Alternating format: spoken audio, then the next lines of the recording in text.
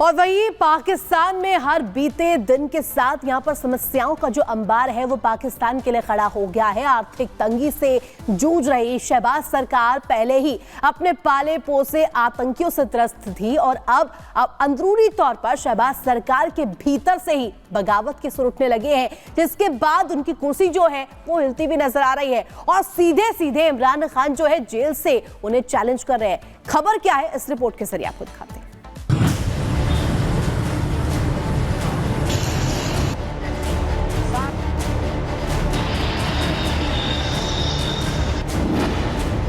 पाकिस्तान में घमासान,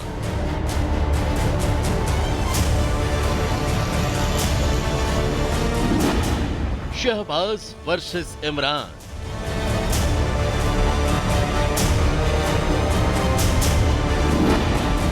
पाक में गृह युद्ध का संकट,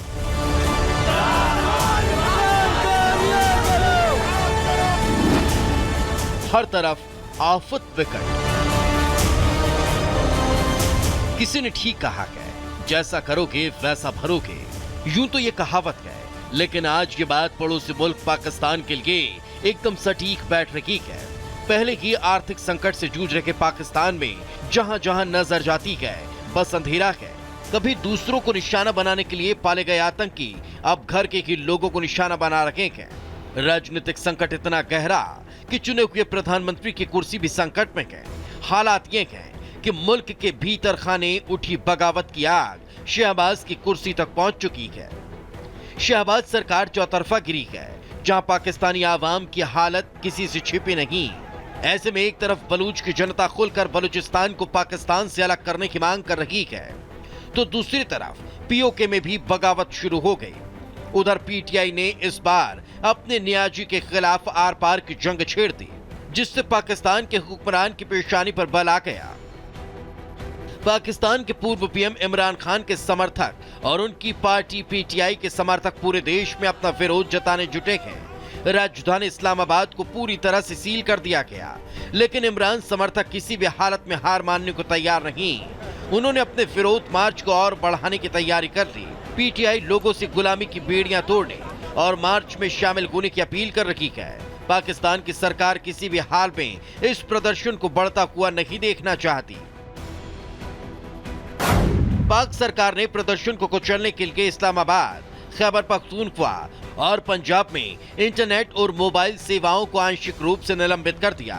इस्लामाबाद और रावलपिंडी में मेट्रो बस सेवाओं समेत सार्वजनिक परिवहनों को बंद किया गया। इसके अलावा फैजाबाद के सभी बस टर्मिनलों पर बैरिकेडिंग की गई। पीटीआई के विरोध प्रदर्शन के कारण पाकिस्तान के 10 सबसे बड़े शहरों में से 6 बंद कर दिए गए, जिसमें इस्लामाबाद, लाहौर, फैसलाबाद, मुल्तान, सियालकोट और रावलपिंडी शामिल हैं। इमरान की पार्टी तहरीक इंसाफ ने सिंध प्रांत में भी विरोध प्रदर्शन का ऐलान किया, लिहाजा एहतियातन इस्लामाबाद में प्रवेश से रोकने के लिए शिपिंग कंटेनरों की दीवारें खड़ी कर दी गई। कंटेनर को रखे अभी कुछ ही समय हुआ था कि उसमें आग लग गई। तेज हवाओं ने आग को और भड़का दिया, जिसने कई कंटेनर को अपनी चपेट में ले लिया। आग से निकलने वाले काले धुएं ने पूरे इलाके को ढक दिया। आरोप है कि इमरान समर्थकों ने कंटेनरों में आग लगा दी, जिससे वो शहबाज सरकार के खिलाफ प्रदर्शन कर सके और कंटेनर उनकी राह का रोड़ा न बन सके। शहबाज सरकार पीटीआई पर प्रदर्शन के नाम पर मुल्क में दंगा भड़काने का आरोप लगा रही है, तो वहीं दूसरी तरफ इमरान की पार्टी पाकिस्तानी हुक्मरान पर दमनकारी नीति अपनाने का दोष मढ़ रही है। पीटीआई ने प्रदर्शन से पहले पेशावर टोल प्लाजा का एक वीडियो जारी किया, जिसमें पुलिस पर हमला करने और ड्राइवर्स को अगवा करने का आरोप लगाया। पीटीआई समर्थकों का ये भी इल्जाम है कि पुलिस प्रदर्शन में शामिल होने वाली गाड़ियों में आग लगाने की फिराक में है। ये आप देख सकते हैं कि हमारी जो मशीनरी जा रही थी स्वाबी के मुकाम पर जा रही थी, जहां से हमने कल आगाज करना है मार्च का, और यहाँ पे जो पुलिस है मोटरवे का वो ताकुब कर रही थी हमारी इन गाड़ियों का, और फिर एकदम से इन गाड़ियों पर हमला हुआ और हमारे सारे ड्राइवर स्टाफ अगवा हुए हैं, बिल्कुल गायब है। हम जब आए यहाँ पे हमें इत्तला मिली तो ये आप देख सकते हैं कि ये पेट्रोल छिड़का हुआ है सारे गाड़ियों पर और आग लगाई जा रही थी, क्योंकि यहाँ पे कंबल भी डाले हुए थे उस गाड़ियों पर। आप इस वक्त देख सकते हैं ये पेट्रोल, ये सारी गाड़ियाँ सारे टायरों को इन्होंने पंचर किया हुआ है। साफ है कि पाकिस्तानी हुक्मरान पीटीआई के जारी प्रदर्शन से डरी हुई है और इसलिए इस्लामाबाद के प्रवेश द्वार को बंद कर दिया गया।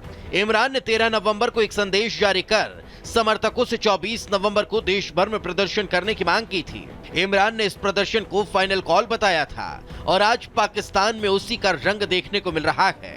Bureau report, Republic Bharat. और अब खबर इंदौर से है। इंदौर में एक ऐसा वाक्य सामने आया है जिसे देखकर आप शायद हैरान हो जाए। कहते हैं शिकारी जब खुद शिकार बन जाए तो क्या हो, कुछ ऐसा ही यहाँ पर देखने को मिला, क्योंकि यहाँ पर ठग जब डिजिटल अरेस्ट के बारे में एक प्लानिंग को अंजाम दे रहे थे तो उन्हें पता नहीं था मीनाक्षी के सामने है कौन। बिल्कुल, और डिजिटल अरेस्ट को लेकर के जिस तरीके से ये पूरा जाल बिछाया गया था, उसमें फंसाने की जिससे तैयारी थी, वो खुद क्राइम ब्रांच के अधिकारी निकले और उसके बाद जो हुआ देखिए। अरे चेहरा तो दिखा भाई तेरा, चेहरा दिखा दे यार, चेहरा दिखा दे ना। जिसका चेहरा देखने की इतनी मिन्नतें की जा रही हैं, वो ना तो कोई सेलिब्रिटी है और ना ही कोई चर्चित शख्स, लेकिन उसके चेहरे को दिखाने के लिए बार बार कहा जा रहा है और जब दबाव ज्यादा बना तो फोन कट हो गया। अरे चेहरा तो दिखा भाई तेरा, चेहरा दिखा दे यार, चेहरा दिखा दे ना। महाराष्ट्र पुलिस, ओए फर्जी महाराष्ट्र, हाँ दिखा जल्दी से। जितना दिलचस्प ये कुछ सेकंड का वीडियो है, उससे ज्यादा दिलचस्प इस वीडियो के पीछे की पूरी कहानी है। ये इंदौर के एडिशनल एसपी राजेश दंडोतिया है। इनके फोन पर अचानक एक कॉल आती है और इन्हें बताया जाता है कि इनके खिलाफ क्रेडिट कार्ड फ्रॉड का एक मामला दर्ज किया गया है। साइबर ठगों ने उन्हें फोन किया और डिजिटल अरेस्ट करने की तैयारी कर ली। जा रहा हूँ जी, तुम्हारी वीडियो स्टेटमेंट के अप्रूवल लेकर तुम्हारी वीडियो स्टेटमेंट रिकॉर्ड कर, ओके? ठीक है, मेरा वीडियो स्टेटमेंट करा दीजिए।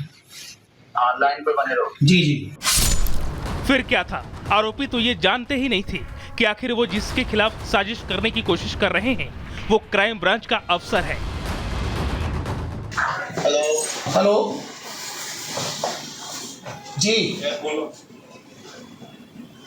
जी, वो मेरे नाम से कोई कॉल आया था कि कंप्लेंट हुई है, एफआईआर हुई है, क्रेडिट कार्ड यूज किया गया है। और जैसे ही आरोपी सामने आया उसके होश उड़ गए। उसने सोचा भी नहीं होगा कि जिसे वो अपना शिकार बना रहा है दरअसल वो पुलिस वाला ही है।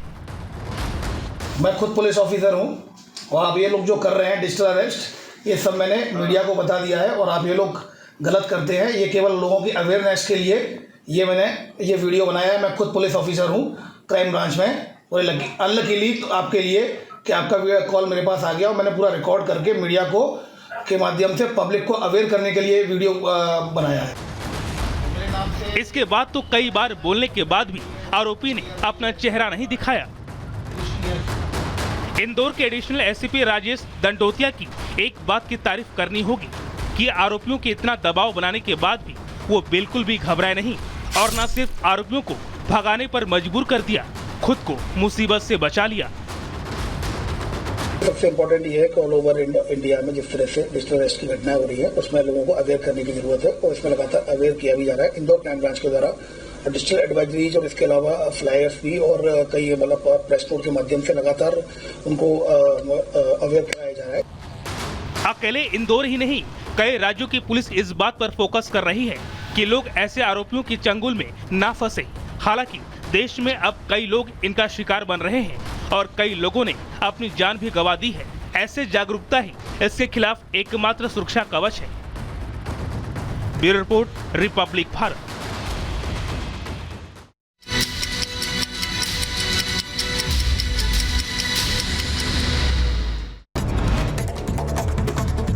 सीरिया लेबनान बॉर्डर पर इजराइल की बमबारी, हिजबुल्लाह के हथियार डिपो को बनाया गया निशाना। ईरान से सीरिया के रास्ते में की जा रही थी हथियारों की तस्करी। ईरान से सीरिया के रास्ते लाए जा रहे थे हथियार। लेबनान पर इजराइल की ताबड़तोड़ बमबारी। बैरूत में हिजबुल्लाह के ठिकानों पर स्ट्राइक। हमले में हिजबुल्लाह का ठिकाना तबाह हुआ। लेबनान की धरती से हिजबुल्लाह का रॉकेट अटैक। उत्तरी इजराइल पर हिजबुल्लाह ने दागे कई रॉकेट। आयरन डोम ने ज्यादातर रॉकेट को हवा में मार गिराया। मध्य गाजा में इजराइल का हवाई हमला। हमले में 6 लोगों की मौत, मरने वालों में 2 लड़कियां भी शामिल। लेबनान के बैरूत पर इजराइल का ताबड़तोड़ हमला जारी। हमले के बाद बैरूत के आसमान में छाया काले धुएं का गुबार। संयुक्त अरब अमीरात में इजरायली यहूदी रबी की हत्या। गुरुवार से लापता चल रहे थे यहूदी रबी जबी कोगन मुंबई के आतंकी हमले में मारे गए रबी के भतीजे थे। हिजबुल्लाह ने इजराइल पर दागे 250 रॉकेट। इजरायली सेना ने किया पलटवार। आईडीएफ ने बैरूत को बनाया अपना निशाना।